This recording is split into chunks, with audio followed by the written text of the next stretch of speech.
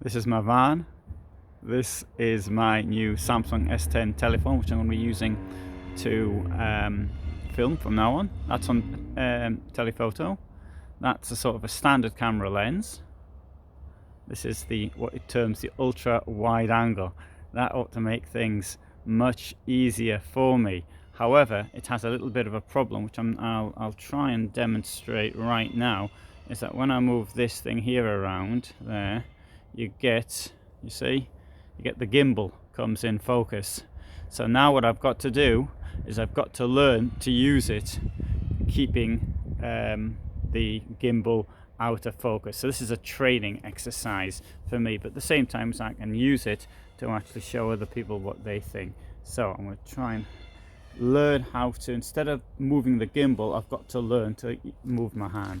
Let's come into the van. So obviously we haven't done anything yet except for putting the captain's chair over there, just to see how that worked. So I've got a bit of a mess. I wasn't going to tidy it up though for the film, because I don't have to put the stuff straight back again. And this is what it looks like inside at the moment. So we've actually done one or two experiments and try to understand how and where we're going to put things. So I'll give you an overview. There's going to be a bed at the back down here. There'll be some cabinetry here. Bathroom is here, and down here there's going to be the this is where the lounge is going to be. So the lounge in fact is going to be from this point roughly now where I'm standing. No, I'm standing where the camera is. So here. So I'll put a chair here too. So, and it's going to be a huge table. I like a big table, so I'm really thinking of me, but I'm also thinking of other people who might want to work. That's what my objective. So we're going to put in here lithium, and so it'll have the full autark, as I say, self-sufficiency in autark is a German word, self-sufficiency. So there's going to be a huge amount of space here. Of course, that means when there's a huge amount of space in one place, there's going to be a cramped area at the back. So right, the kitchen is going to be nothing unusual here. The kitchen's going to be in this space here. So that's to there. Now the big thing, of course, is the bed. So we've got two things up here that's in. So it's at 190 centimeters. The bed would come to there, so it's going to be 190 centimeters long. There's 2 meters from the very back of the vehicle, because you've got this roughly 10 centimeters at the back, which I suppose you could use, but there's where the bulge is, which I'll demonstrate. In fact, you can see that where the bulge is there. So now the vans are built for this. They have this sort of, may look a bit odd, this construction way of doing things. So if you haven't seen sort of the empty van before, the reason for this is for structural reasons, and you can see also on the roof you've got these, what do you call them in English? I've forgotten. Cross beams. And so what we have to do is for the insulation, it's to work around it. Right, so these things will stay in here. Now there's a bit of a problem putting in skylights. Now skylights are on the floor at the moment, and so what we're because of the shape of the roof, anyway, we've got an engineering solution to that, to actually build around. We don't want to bend the skylights if we can avoid doing that. Now next thing is here, obviously I'm going to put 5 centimeters of insulation. These things here, of course, need to be taken down, and then they need to be filled with insulation and put back up again. So so we don't want any cold bridges down here. Anyway, the insulation that I'm going to be using is from the gas industry.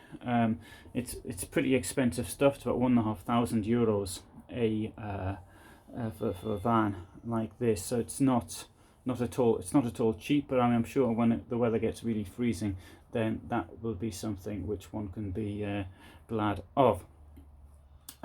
Now, next thing I want to mention is the height of the bed. I want to get my bicycle in if possible.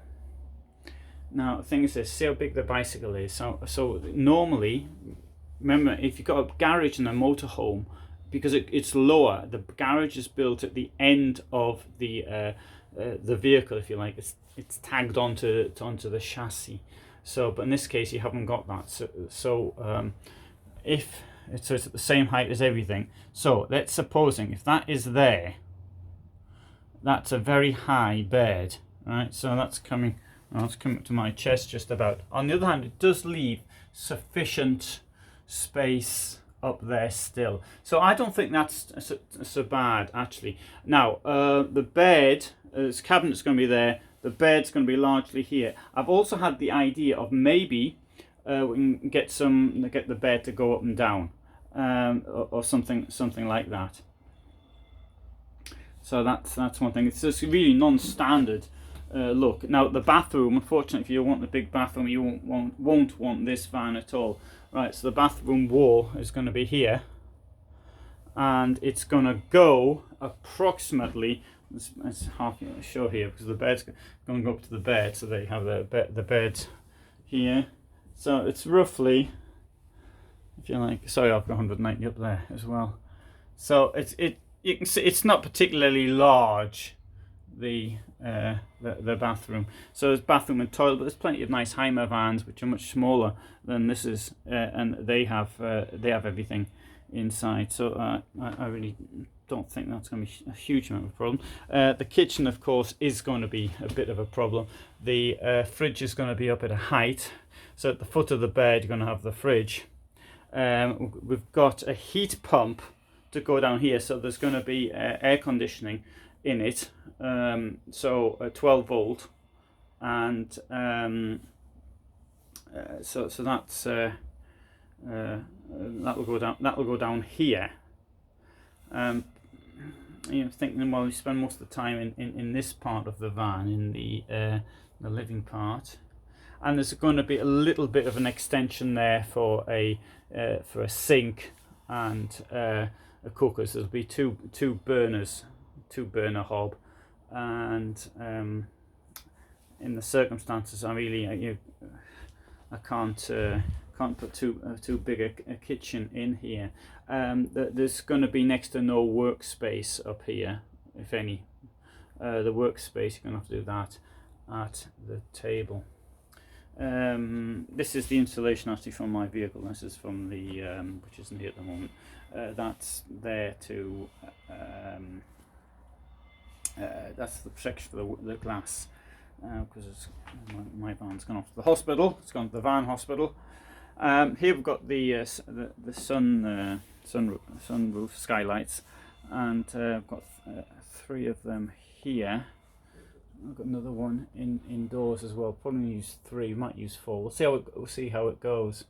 Right, so that gives a rough idea. Oh, one thing I will say as well about the wheel arches. Look how big it seems as though these wheel arches. This thing is far too big, but it isn't. It's a very sort of a tight fit. Now, what can you do with the wheel arch? There's not much you can do because of the unusual shape of it.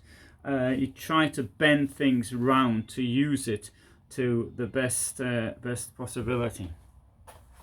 I'm thinking of putting in underslung gas as well, so that either go under the B pillar, which is here, so but under the vehicle. I'm saying just sort of fill up with gas. Heating, originally I wanted to put in diesel, but I think now it's gonna be gas. Anyway, just to experiment. I've got this one here on a right-hand drive. The reason I got it for the UK because I thought, oh well, at least I know how the vehicle registration is. I don't think if I do another van build, then I wouldn't do it on a right-hand drive. I'd get myself a left-hand drive, which is something I find I can drive much easier. But it's Sprint is a lovely vehicle to actually drive. This one's from 2015. It is quite high mileage, although in the last year it's done next to nothing. Well, I drove it here, and since then it has been used for knocking around a bit, but I I do very little knocking around. That's carried materials from places. That's the only thing we've used it for. Anyway, so that's my ideas and what I intend to do with this van.